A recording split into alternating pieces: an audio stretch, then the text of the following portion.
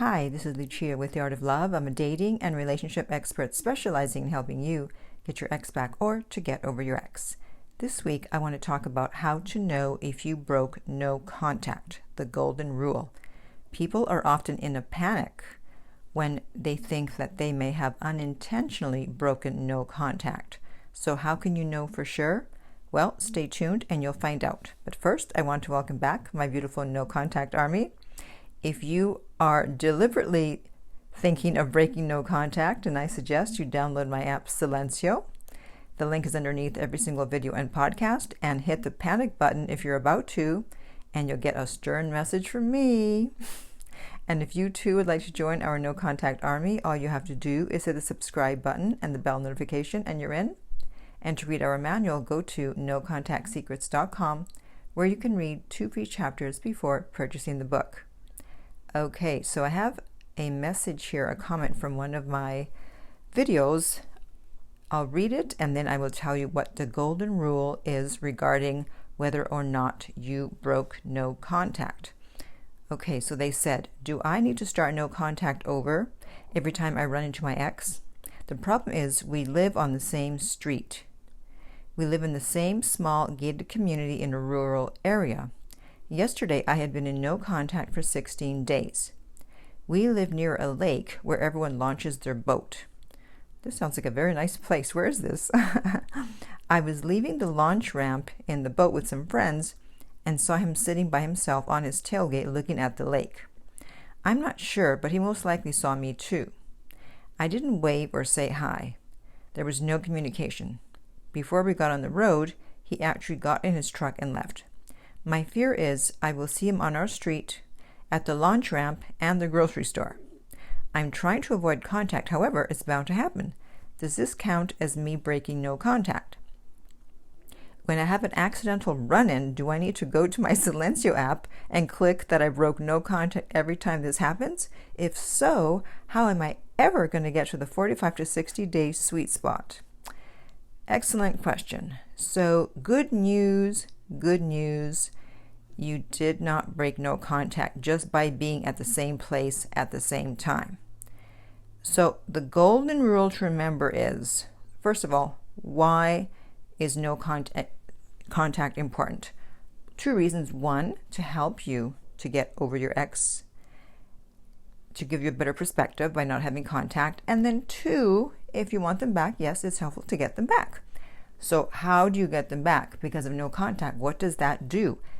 It gives them space, and also it gives them hopefully anxiety, and it creates mystery because they don't hear from you. They expect to hear from you, and they're wondering, do you even want them back if they change your mind? Why aren't you contacting them? What's going on? The question mark becomes a hook, and it hooks them back in. This is why we do no contact. So therefore, the golden rule is that as long as they still do not know whether you want them back, as long as the mystery is still there, as long as they still have anxiety, then you didn't break no contact. So simply being in the same location as them unintentionally, in the sense that you didn't know they were going to be there. Right now, if you went there deliberately and they knew you went there deliberately, then yes, you broke no contact because you've now relieved their anxiety. But if you're at the same location but you don't look at them, you don't make eye contact or wave, and you just happen to be there, no, you didn't break no contact. If they contacted you but you don't respond and you leave them unread, no, you didn't break no contact.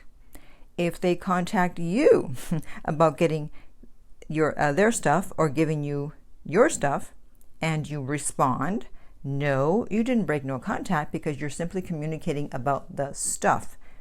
Now, if they contact you about the stuff and then you throw in there, I miss you so much, can we get back together, I love you, then you broke no contact.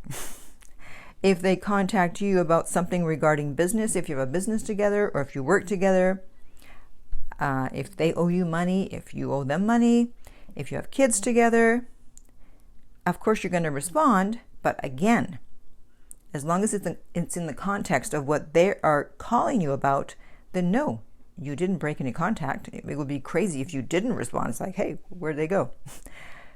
But again, if they contact you for that reason, or you have to contact them for that reason, and you again relieve their anxiety by saying you miss them, you want them back, blah, blah, blah, then you broke no contact. If they contact you for your birthday and you say thank you, no, you did not break no contact. You're just being polite. Just because you said thank you, it doesn't mean that you want them back. But again, if they contact you for your birthday and you say thank you, I miss you, I love you, then you broke no contact. Now, obviously, if you contact them for their birthday, then you did break no contact, because now you're showing that you are still interested.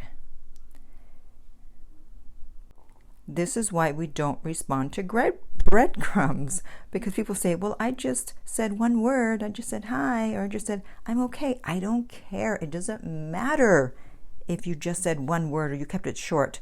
It's the fact that you responded and you relieved their anxiety about whether you were even going to respond. So you don't respond to a breadcrumb. They still have anxiety. They don't know if you want to get back together, and they think you probably don't. But if they throw you a breadcrumb, which is what they're trying to do a lot of the time, is to see if you're going to respond, to give them some hope, to relieve them of anxiety, yes, now you have broken no contact if you respond to it. And obviously, if you contact them, and it's not for the reasons I've mentioned, regarding getting your stuff, giving them money, getting them their stuff, having kids together, business, etc., then yes, you definitely broke no contact. So the golden rule of breaking no contact means that you've broken the illusion that you're not necessarily interested in getting back together, and that you don't miss them, and that you're pining away for them. Meaning that you've now relieved their anxiety because they see that there is interest there, and you do miss them, and you are pining away for them. Okay, so I hope this clears things up. I know there was some confusion. And now I want to hear from you. Have you ever unknowingly broke no contact? Comment below.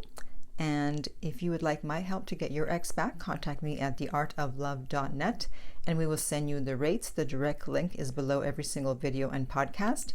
If you found this video helpful, please like, subscribe, and share.